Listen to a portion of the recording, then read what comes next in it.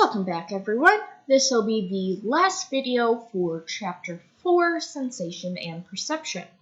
So in the previous video, then we talked about Gestalt laws and Gestalt psychology and how that incorporates visual information and how it's processed or perceived in the brain, and how we can use this to talk about visual illusions.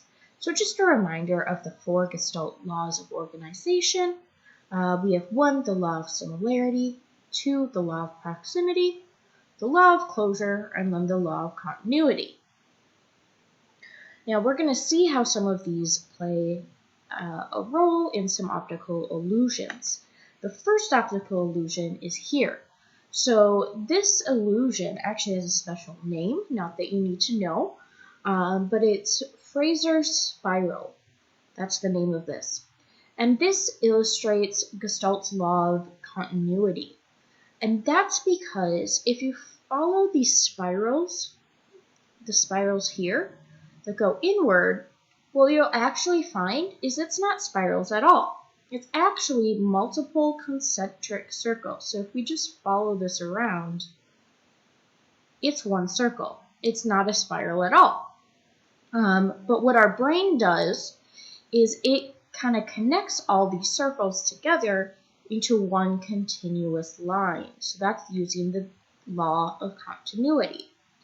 And the spiral is created by your nervous system because that perception is more consistent with the continuity of individual elements. Now, when talking about perceptual consistencies, then we can kind of split it into 3 things. We have shape consistency, size consistency, and brightness consistency. So for example, shape consistency, then we could say a friend's face has a different shape when you look at their profile than looking at them straight on. And has your friend's face changed? No. So that's shape consistency. So even though what you're looking at, the visual information, is a different shape, your brain can recognize that consistency, that it's actually the same person, rather than saying all of a sudden it's a different person. And that's because we recognize people on multiple features. And without these perceptual consistencies, we would not be able to recognize familiar stimuli under varying conditions.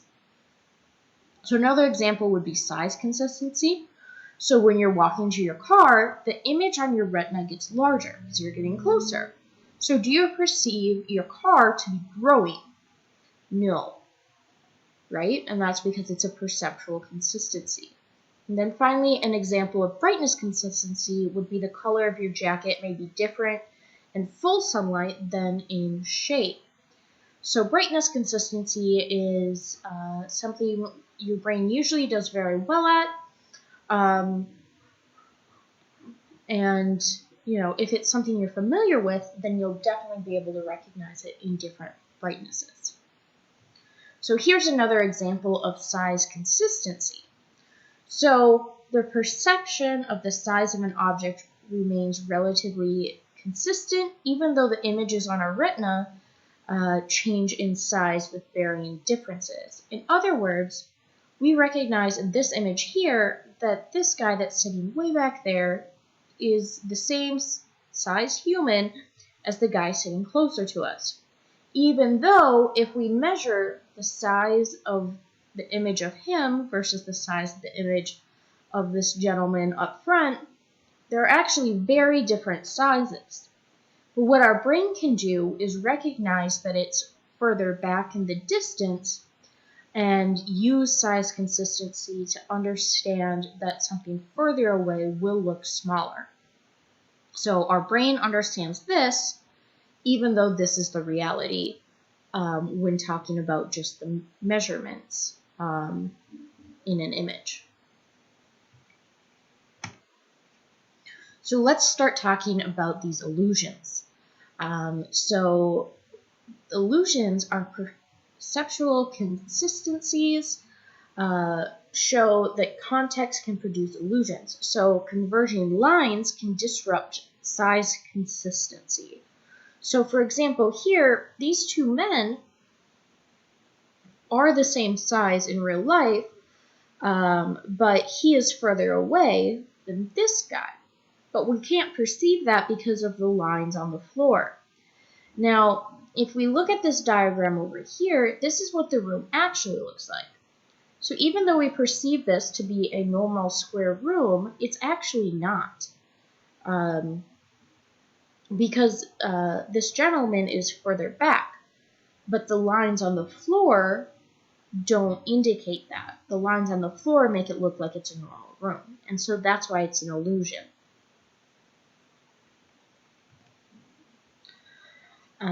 We can also have other types of illusions called Muller-Lyer illusion. And this is where different lines or different organizations of things can make images appear to be wrong or incorrect when they're really not. So the first example is on top, that when you're just looking at these lines, it kind of looks like the lines are crooked, right? That they're, well, this one might be kind of straight, but then these ones are going kind of off to the side of it. But actually, all these long lines are parallel, and it's these tiny lines in between or on them that make them appear crooked because they're going in different directions. Another example would be here, where just looking at the middle circle here, which one is bigger? Now, you're probably going to use the information surrounding it to determine which one's bigger. So when just looking at them, this middle circle here appears larger, when in reality, the middle circle is the exact same size on both, but it's because of the surrounding that makes one appear larger than the other. And then finally, on the bottom, which line is longer, A or B? Now, this illusion, if you were to take a ruler and measure this main line A and B, you'd find they're the exact same. But because of the lines or the arrows on the edges of the main line, it makes A appear longer than B. And so this is how that Muller-Lyer illusions work. Is when there's two things that are the same, but surrounding information makes them appear different. Of course, there are other illusions that can use monocular depth cues rather than binocular depth cues. So monocular depth cues are manipulated to produce an impossible triangle, a never-ending staircase, and the devil's tuning fork.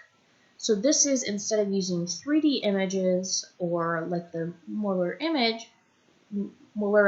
illusions, then these monocular depth cues are taking 2D images, but using shading or lines to make them appear 3D,